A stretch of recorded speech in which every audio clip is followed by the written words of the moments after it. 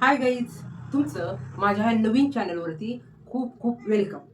तर आपण आज नवीन टॉपिकवरती बोलणार आहोत. जसं की आपण रोज माझ्या चॅनलमध्ये इंग्लिश बोलण्यासाठी स्वतःची आपण तयारी करतोय आणि त्याच्यामध्ये आपण एकदम बेसिक बेसिक टॉपिकवरती एक एक छोट्या छोट्या टॉपिकवरती बोलून त्या गोष्टीचं समजून घेऊन आपण पुढे पुढे चाललोय.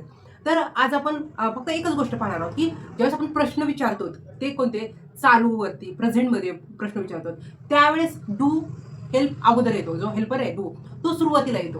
किंवा आता आय, वी आणि यू, दे ची जी फॅमिली त्याच्यासाठी डू येतो की do you, do I, do we आणि डू दे असा प्रश्न विचारण्यासाठी. पण ती जी दुसरी फॅमिली आहे प्रेझेंटसाठी, प्रेझेंट जी क्रिया आहे, प्रेझेंट आपण जे बोलतो, मी जेवतीये, तू जेवतो का, ज्यावेळेस आपण असं बोलतो त्यावेळेस डू येतो. पण ज्यावेळेस तो ती ते तो ती आणि ते येतात त्यावेळेस त्यांना डज ने सुरुवात होती. त्यांच्यासाठी जो हेल्प करणार आहे तो डजनेच येतो. त्याच्यामुळे काय होतं, डज बरोबर यस आला, डीओ आणि परत यस आला. मग त्याच्यामुळे काय होतं, क्रिया आहे ना मूळ रूपात येते.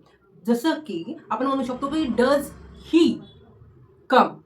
आता इथे केम नाही येणार किंवा कम्स नाही येणार. पूर्णपैकी आपण डायरेक्ट समजा प्रश्न विचारतोय तर डज शब्द आला किंवा डज आपण हा उच्चार केला तर डज बरोबर फॅमिली येणार ही शी ईट.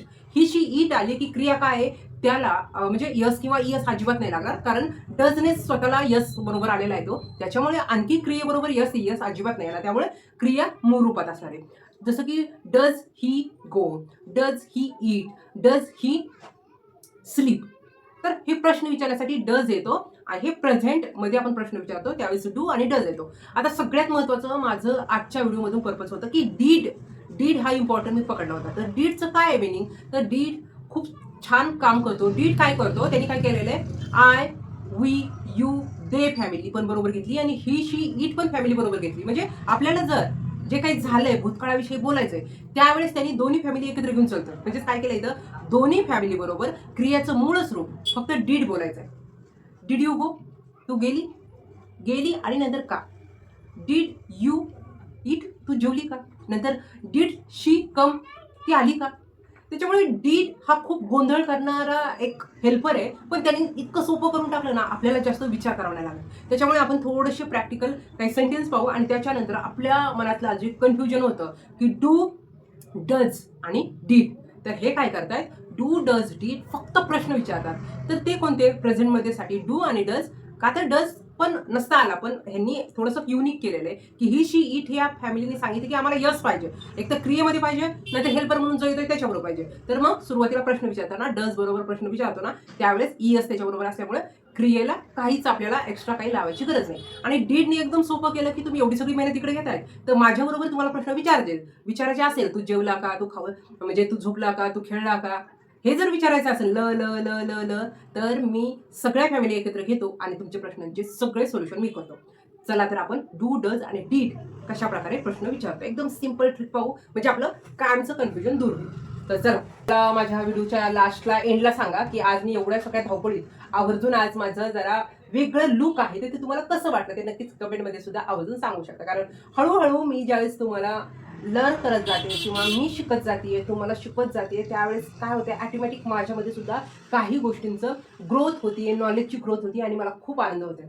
तर आपण पाहू की प्रश्न विचारण्यासाठी डू, डज आणि डीडचा उपयोग केला जातो. कारण आपण प्रश्न विचारल्याशिवाय पुढे बोलू शकत नाही. त्याच्यामुळे डू आपण विचारला पाहिजे, डज विचारला पाहिजे आणि डीड सुद्धा विचारला पाहिजे. कारण प्रश्न ज्यावेळेस विचारतो ना ऑफकोर्स ऑटोमॅटिक आपला कॉन्फिडन्स वाढला जातो. प्रश्न विचारण्यासाठी म्हणजे आपण अगोदर म्हणत होतो की आपल्याला जर सेंटेन्स बोलायचे तर करता, क्रिया आणि ती क्रिया कशावर होती हे तर आपलं पाठच आहे. पण आता काय करायचंय की आपल्याला प्रश्न विचारायचा, तर हेल्पर आहे ना तो सुरुवातीला येऊन एंट्री करतो. अगोदर हेल्परला घ्या, डूला घ्या, डजला घ्या, डीडला घ्या आणि मग तुमचे सेंटेन्स तयार करा. तर इथे काय आहे, आता मी चालू क्रियेसाठी प्रश्न विचारणार आहे डू वरून. तर डू साठी आहे त्याच्या फॅमिलीमध्ये येते आय, वी, यू, दे.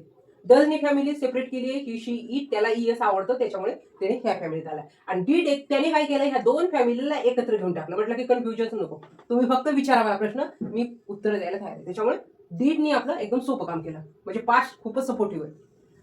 तर आपण पाहू शकतो डूने कसं, डू यू इट, जेवतो का, बघा जेवतो का. इथे ती जेवते काला त आहे बरं का, इथे त आहे इथं ते आहे, म्हणजे प्रेझेंट मध्ये ती जेवते का. तर डज हेल्पर आला इथं, शी आणि इट आलं, क्रिया काय जेवायची.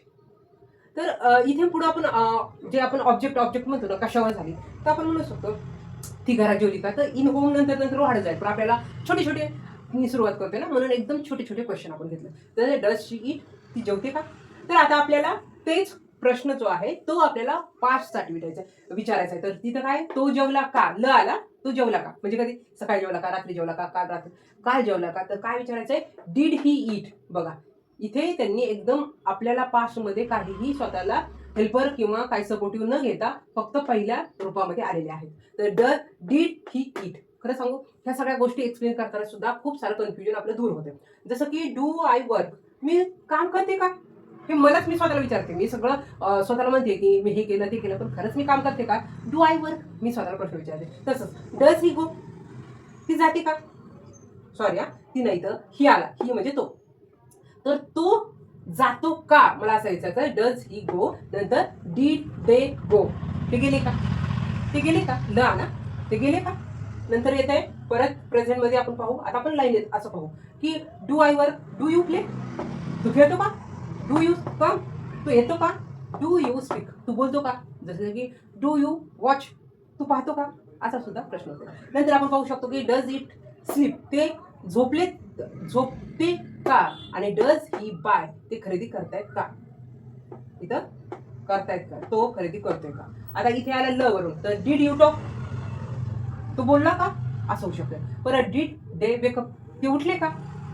तर मला असं वाटतं, जर आपल्याला काहीच प्रश्न विचारायचं काय आयडिया येत नसेल, तर माझा जो आजचा छोटासा जो हा व्हिडिओ आहे, तर तुम्हाला नक्कीच छोटे छोटे सेंटेन्स तयार करण्यासाठी मदत करू शकतो. कारण मला पण असं वाटतंय की खरंच मी आजपासून जर माझ्या पार्लरमध्ये क्लायंटला प्रश्न विचारायला चालू केलं, तर नक्कीच माझा सुद्धा कॉन्फिडन्स वाढेल. कारण प्रॅक्टिस म्हणजे ही अशी गोष्ट आहे की ती दगडावरती सुद्धा वळ उमटू शकते. प्रॅक्टिस म्हणजे रोज त्यावरती एक एक एक एक ठोका देतो, तो दगड कधी ना कधी फुटतो ना.